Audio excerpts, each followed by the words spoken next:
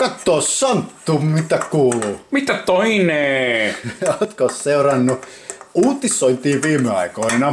Mitä sä oikein tarkoitat? No kuule, mä tarkoitan nyt tätä, kun yhtäkkiä viski onkin niin ruma sana. Ai sä tarkoitat tätä viskikeitsiä? Joo, just sitä. Et blogistikin joutuu miettimään, ettei ne pistä viskiä väärään paikkaan sanana.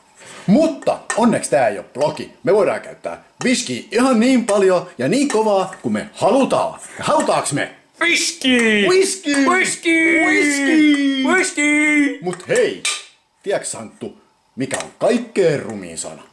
No mikä?